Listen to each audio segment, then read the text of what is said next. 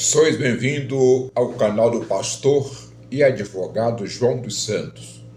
Convido a todos, meus amigos, meus ouvintes, para fazermos uma reflexão acerca da aliança de Deus com Salomão, com o rei Salomão. Eu achei esse texto muito importante para uma reflexão dos dias atuais. Então vamos fazer uma contextualização, vamos refletir sobre essa aliança que Deus fez com o rei Salomão, se essa aliança prevalece até os dias de hoje. Na verdade, o que significa para Israel essa aliança e o que significa para cada um de nós após a vinda de Cristo, após o sacrifício de Cristo no Calvário por nós. Então vamos fazer uma reflexão, vamos fazer uma contextualização a esse respeito. Nós vamos ler no livro de 2 Crônicas, no capítulo 7, do versículo 11 até o versículo de número 22, para nós fazermos toda essa reflexão. Assim Salomão acabou a casa do Senhor e a casa do rei. Tudo quanto Salomão intentou fazer na casa do Senhor e na sua casa, prosperaram até o futuro. De noite, apareceu o Senhor a Salomão e lhe disse: ouvi a tua oração e escolhi para mim este lugar para a casa do sacrifício. Casa do sacrifício. Presta atenção aí. Se eu cerrar os céus de modo que não haja chuva, ou se ordenar os gafanhotos que consumam a terra, ou se enviar peste entre o meu povo, segura aí.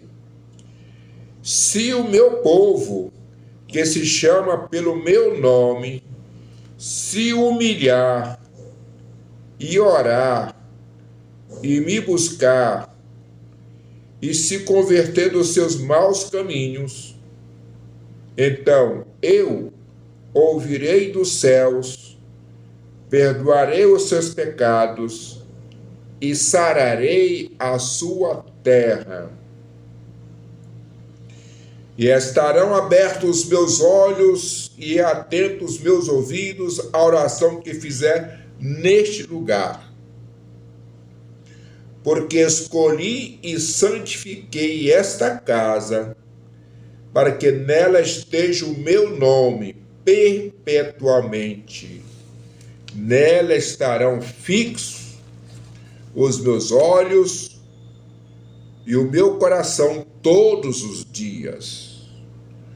Quanto a ti, Salomão, se andares diante de mim, como andou Davi, teu pai, e fizeres segundo tudo o que te ordenei, e guardares os meus estatutos e os meus juízos, também confirmarei o trono do teu reino, segundo a aliança que fiz com Davi, teu pai, dizendo: não te faltará sucessor que domine em Israel.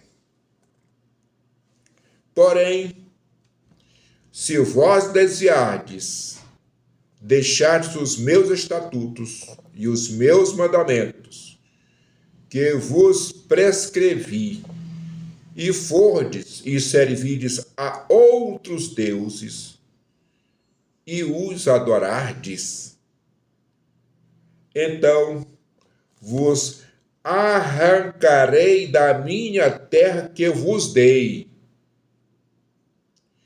e esta casa que santifiquei ao meu nome, lançarei longe da minha presença, e a tornarei em provérbio e mortejo entre todos os povos. desta casa agora tão exaltada.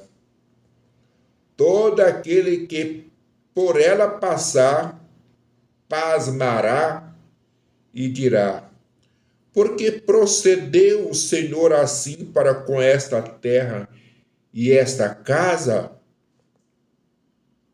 Responder-lhe-á: porque deixaram o Senhor, o Deus de seus pais, que os tirou da terra do Egito, e se apegaram a outros deuses do Egito, e os adoraram, e os serviram. Por isso trouxe sobre eles todo este mal. Muito bem, é um fato que nós vemos aqui o começo, meio e fim. Começo, meio e fim. Qual foi o começo?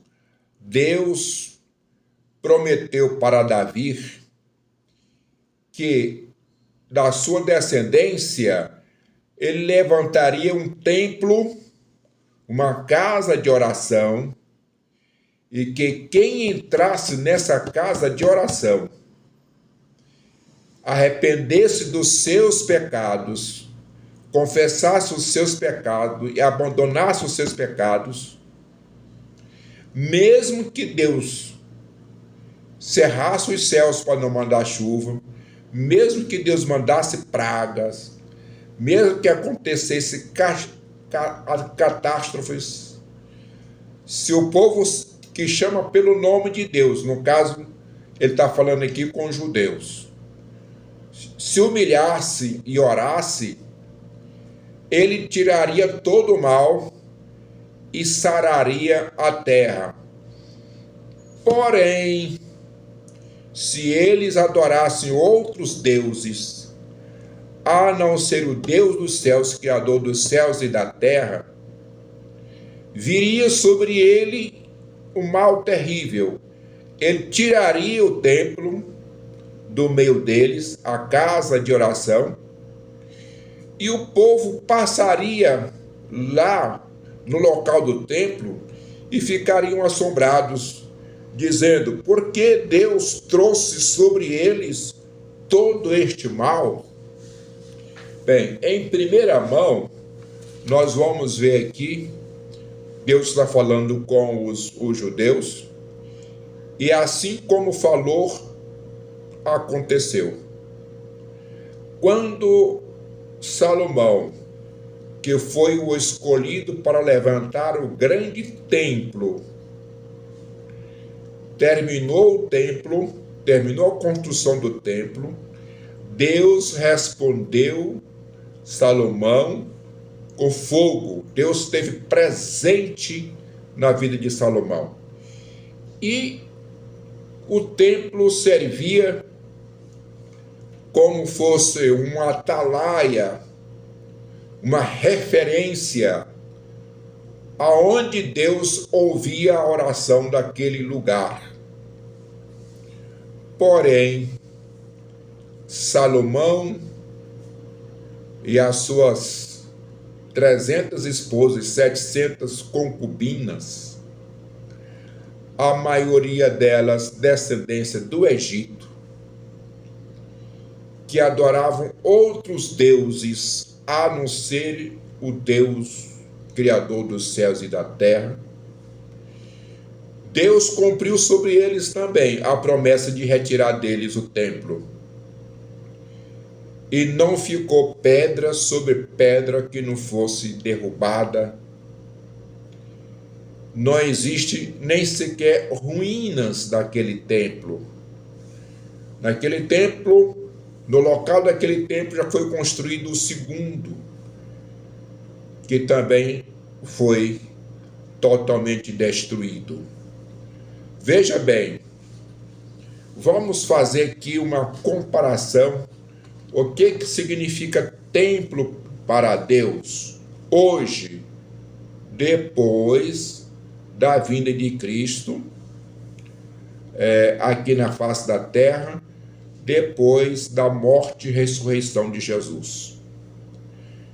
Quando Jesus estava aqui na terra, ele disse que o Pai não moraria em templo feito por mãos de homens, mas constituiu em nós, através de Cristo, sermos o templo e morada de Deus, templo e morada do Espírito Santo de Deus.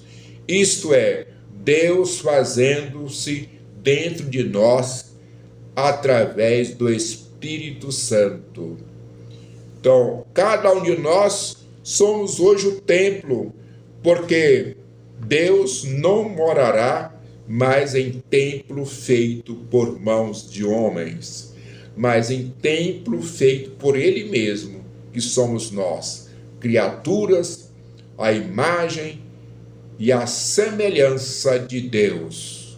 Somos nós, deuses pequenos, deuses com letra minúscula. Temos raciocínio, temos bom senso, temos conhecimento de Deus à medida do dom de Deus.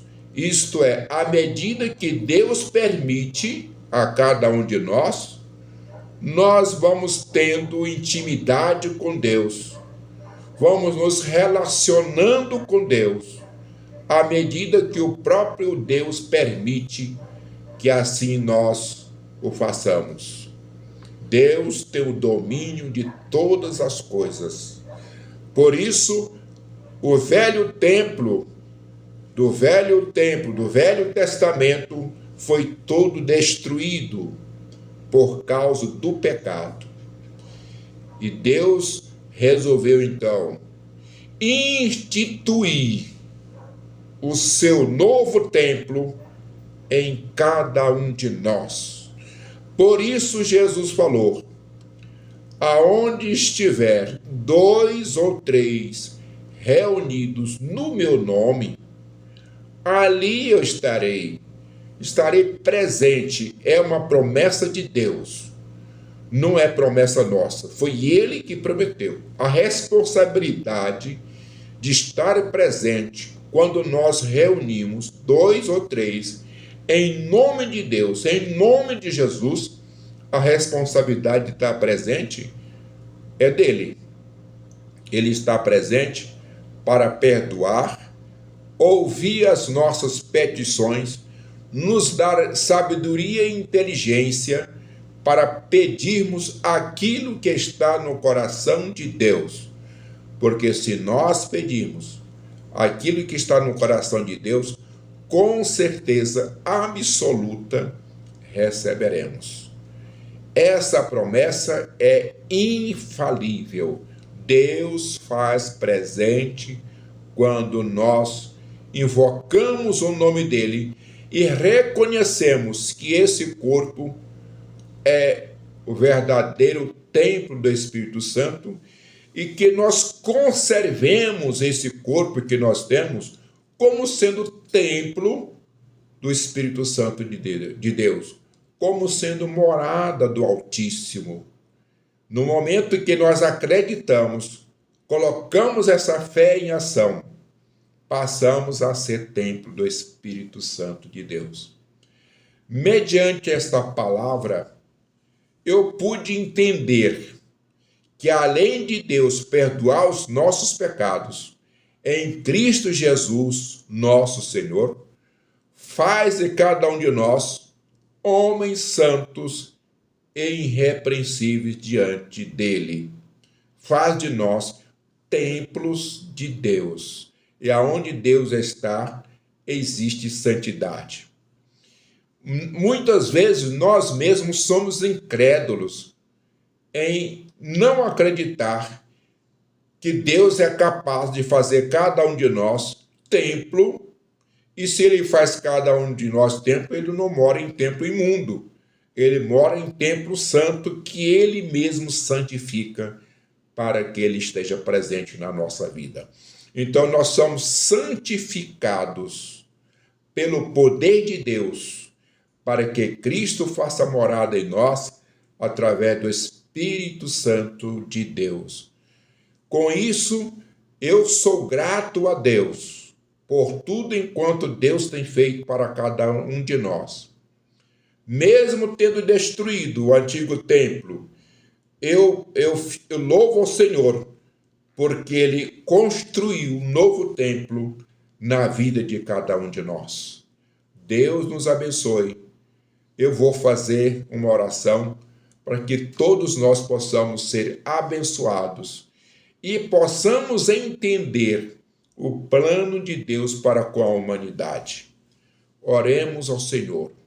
Deus eterno, Senhor da glória, Pai da infinita misericórdia, nós te louvamos, eu te louvo, porque concedeu-nos o teu Filho para morrer por nós e nos resgatar da incredulidade, nos resgatar da perdição, nos resgatar do poder do inferno, resgatar do poder da morte. Ó Deus, te louvamos por isto, enaltecemos o teu nome, porque tu és bendito e reina para todo sempre. Toma de conta da nossa nação, toma de conta de cada um de nós. Sede conosco, dai-nos entendimento e dai-nos do espírito de sabedoria e compreensão, para que possamos entender o teu plano com cada um de nós, e assim te servirmos na beleza da tua santidade. Assim eu te peço, assim eu te agradeço, em nome de Jesus Cristo Nazareno, o Cordeiro de Deus.